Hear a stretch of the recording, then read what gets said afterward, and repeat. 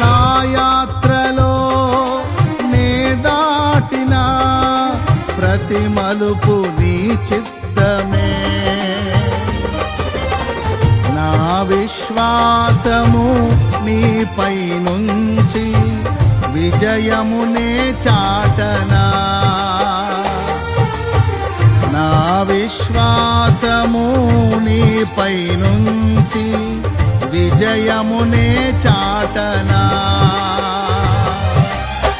నా ప్రతి క్షణము ఈ భావనతో గురి యొద్దకే సాగెదా. నా ప్రతి క్షణ